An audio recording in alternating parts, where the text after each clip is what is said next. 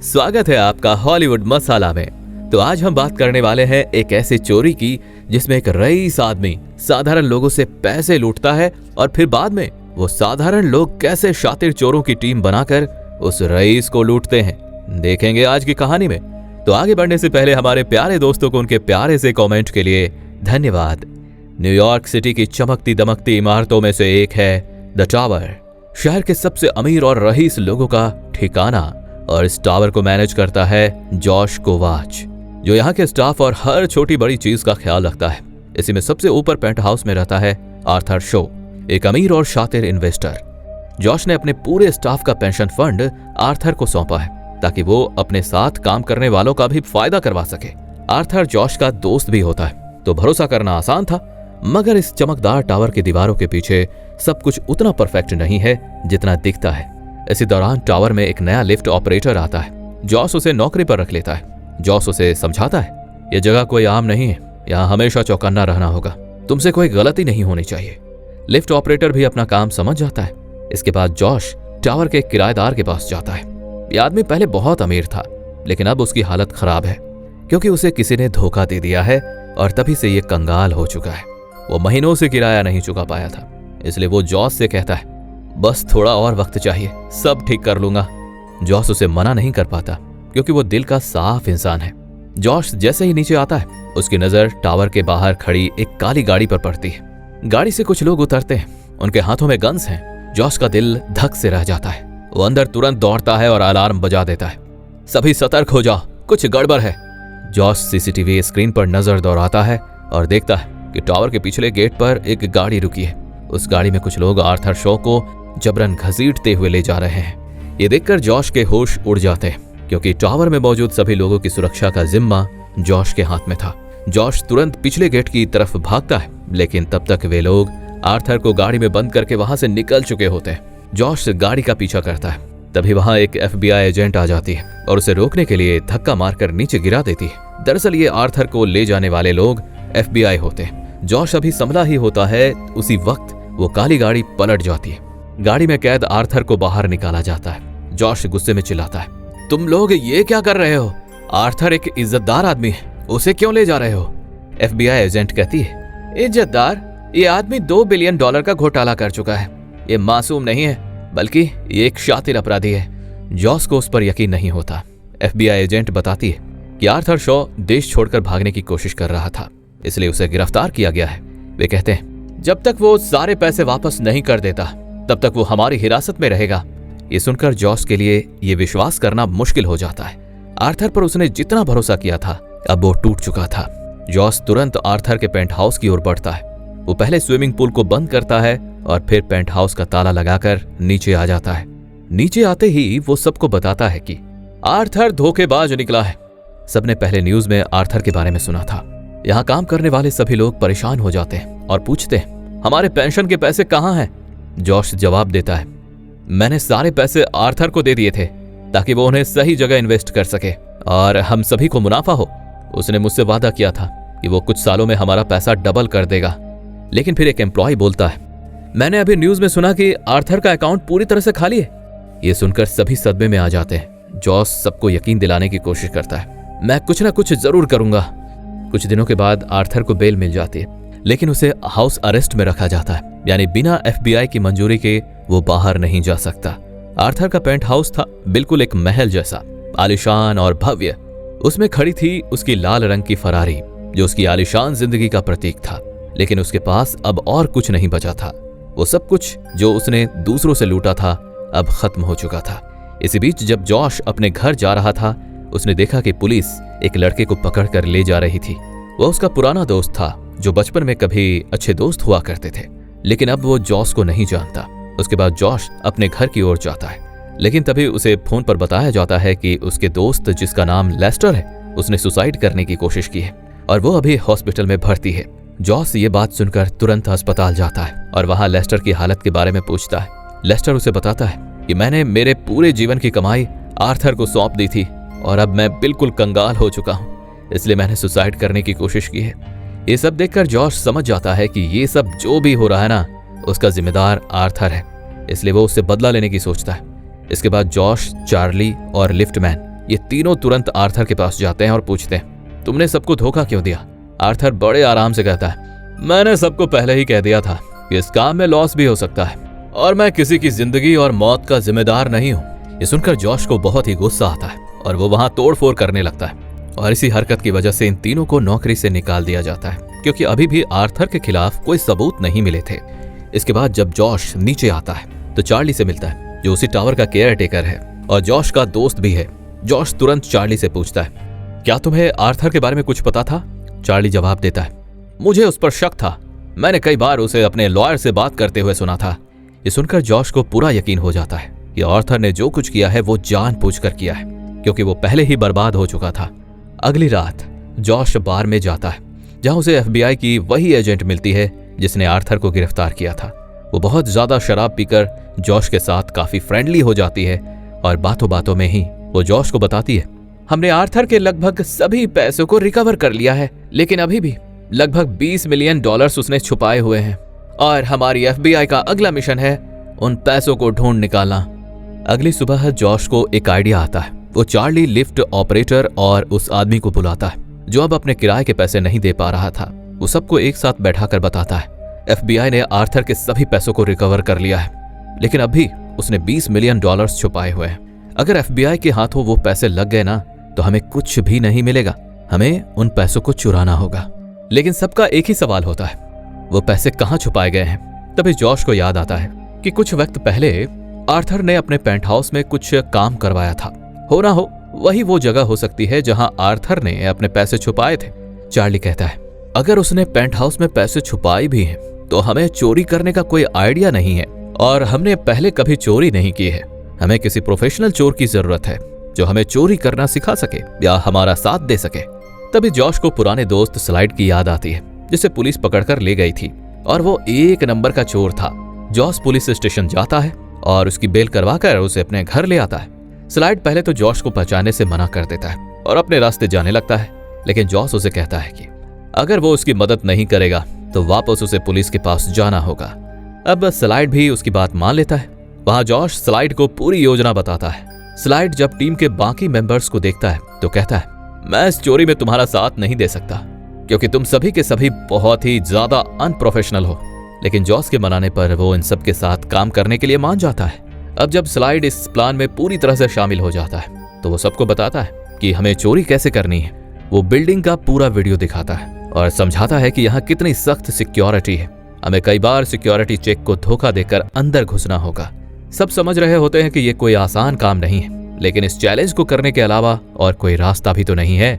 अगले दिन हम देखते हैं कि यहाँ चारों, जॉस, स्लाइड, चार्ली और लिफ्ट ऑपरेटर टावर के सामने रेस्टोरेंट में बैठे होते हैं और टावर को बड़े ध्यान से ऑब्जर्व कर रहे होते हैं। हर कोई यह समझने की कोशिश कर रहा होता है कि किस तरह से अंदर घुसकर पैसे चुराए जाएं।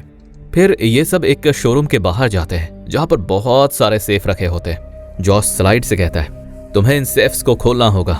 स्लाइड हंसी से कहता है, देखो मैं इतना बड़ा चोर नहीं हूं, मैंने तो बस छोटी मोटी चोरियां की हैं। इन बड़े सेफ्स को खोलना मेरे बस की बात नहीं है। अब जॉस के सामने ये नई परेशानी थी क्योंकि सेफ को खोले बिना पैसे नहीं चुराए जा सकते थे। तभी उसे मोंटेरो की याद आती है जो उसके साथ पहले काम करती थी। उसके पिता एक लॉकरमैन थे और मोंटेरो भी अपने आप में एक कलाकार थी। जॉस उसे अपने घर बुलाता है और अपने प्लान के बारे में समझाता है। $20 मिलियन का नाम सुनकर मोंटेरा को भी लालच आ जाता है और वो भी इस टीम में शामिल होने के लिए तैयार हो जाती है। अगले दिन जब जॉश अपने साथी के साथ टावर की निगरानी कर रहा होता है तभी वो चार्ली को टावर से बाहर निकलते हुए देखता है। वो फौरन उसके पास पहुंचता है और पूछता है, तुम टावर के अंदर क्यों गए थे? चार्ली जवाब देता है, मैं मैनेजर से मिलने गया था, मुझे मेरी जॉब वापस मिल चुकी है और अब मैं तुम्हारे इस प्लान का हिस्सा नहीं बन सकता। सच कहूं तो तुम्हारी टीम में जितने भी लोग हैं ना, सबके सब गधे लगते हैं। इस तरह की चोरी तुम लोग कभी नहीं कर सकते और अब मैं तुम्हें यह चोरी नहीं करने दे सकता क्योंकि अब मैं यहाँ का एम्प्लॉय हूँ। जॉश चार्ली की बात सुनकर दंग रह जाता है और उसे गुस्सा भी आता है, लेकिन अब वो कुछ नहीं कर सकता। लेकिन जॉस को अब ये चोरी किसी भी हाल में करनी है। ये अपनी टीम को तुरंत इकट्ठा करता है और कहता है, हमें ये चोरी कल ही करनी होगी। अगले दिन थैंक्सगिविंग पार्टी के दौरान वो लिफ्ट ऑपरेटर को एक खास जिम्मेदारी देता है। वो कहता है, किसी भी हालत में चार्ली की पत्नी का मोबाइल ला कर दो। चार्ली की पत्नी जो गर्भवती है अपनी माँ के घर जा रही होती है। लिफ्ट ऑपरेटर उसका पीछा करता है और मेट्रो में मौका पाकर उसका मोबाइल चुराने में कामयाब हो जाता है। उधर जॉश टावर के बाहर देखता है कि स्लाइड अकेले ही अंदर जा रहा है, जबकि वो इनके प्लान का हिस्सा नहीं है।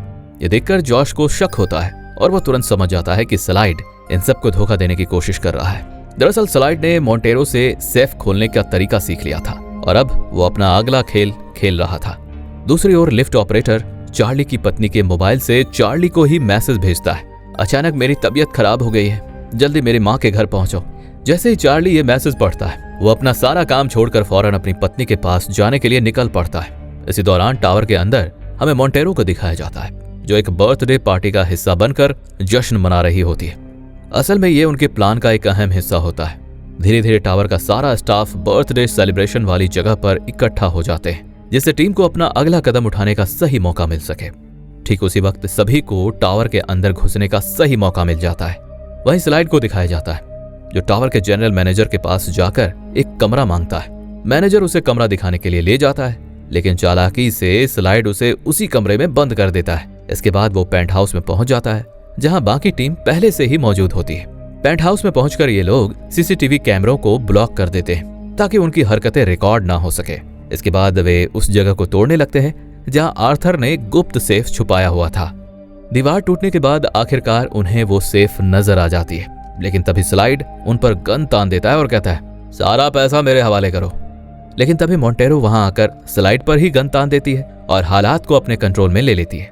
दूसरी ओर हमें दिखाया जाता है कि आर्थर कोर्ट जा रहा होता है, क्योंकि जॉश ने किसी तरह उसे बताया था कि आज उसकी पेशी है। लेकिन कोर्ट पहुंचने पर आर्थर को पता चलता है कि आज थैंक्स गिविंग छुट्टी है और जज कोर्ट नहीं आएंगे। ये सुनकर आर्थर को शक होने लगता है कि कुछ तो गड़बड़ हो रही है। उसके साथ FBI एजेंट भी होती है और अब दोनों को समझ में आ जाता है कि जॉश कोई बड़ी चाल चलने वाला है। इसी दौरान पेंट हाउस के अंदर टीम सेफ खोलने में कामयाब हो जाती है, लेकिन जब वे उसे खोलते हैं तो देखते हैं कि वो पूरी तरह से खाली है। ये देखकर सभी हैरान और निराश हो जाते हैं। तभी टीम के बीच लड़ाई शुरू हो जाती है। माहौल और बिगड़ जाता है। इनकी एक दूसरे से गन छीनने की कोशिश में हाथापाई शुरू हो जाती है और तभी गन से अचानक गोली चल जाती है। गोली जाकर पास खड़ी फरारी को लगती है। जॉस जब उस फरारी को देखता है तो पाता है कि उसकी बॉडी में छेद हो चुका है और पेंट भी खराब हो चुकी है, क्योंकि ये पूरी की पूरी कार सोने से बनी हुई है। ये नजारा देखकर सबकी आंखें खुली की खुली रह जाती है। तभी चेस कहता है, ये 20 मिलियन की नहीं बल्कि लगभग 45 मिलियन डॉलर की होगी। सभी लोग पहले सोचते हैं कि कार के पार्ट्स निकालकर ले जाना आसान होगा, लेकिन जॉश का कहना है नहीं, हमें ये पूरी कार को यहाँ से ले जाना होगा। हालांकि इतनी बड़ी कार को पेंट हाउस से बाहर ले जाना एक नामुमकिन सा काम लगता है। तभी जॉश की नजर खिड़की साफ करने वाली बड़ी ट्रॉली पर पड़ती है और वो एक प्लान बनाता है। ये लोग पहले पेंट हाउस की बड़ी बड़ी शीशे की खिड़कियां निकाल देते हैं और ट्रॉली को नीचे लाने की तैयारी करते हैं। फिर ट्रॉली की मजबूत वायर्स को फरारी के पीछे बांध दिया जाता है। सब मिलकर कार को नीचे लाने की कोशिश करते हैं, लेकिन इसी दौरान चेस रस्सी पकड़कर कार को अपने कमरे में खींचने की कोशिश करता है। हालांकि जब वो कार को खींचने की कोशिश करता है तो उसका संतुलन बिगड़ जाता है और वो खुद कार के साथ लटक जाता है। ऊपर से जॉश और स्लाइड भी तेजी से नीचे आते हैं। वो चेस से कहते हैं, किसी भी हालत में रस्सी को मत छोड़ना। चेस रस्सी को पकड़ने की पूरी कोशिश करता है, लेकिन उसका हाथ छूटने ही वाला होता है। ठीक उसी वक्त चार्ली वहां पर वापस आ जाता है और तेजी से चेस का हाथ पकड़कर उसे ऊपर खींच लेता है। इसके बाद टीम मिलकर कार फ्लोर पर लाने की कोशिश करते हैं। चार्ली अब इनकी मदद करता है और सब मिलकर कार को चेस के कमरे में ले आते हैं। जैसे ही काम खत्म होता है, चार्ली इन सब पर गुस्से में चिल्लाता है, मैंने तुम्हें यहाँ चोरी करने से मना किया था ना, फिर भी तुम नहीं माने। लेकिन जॉस गंभीर आवाज में कहता है, ये सिर्फ चोरी नहीं है, ये इंसाफ है।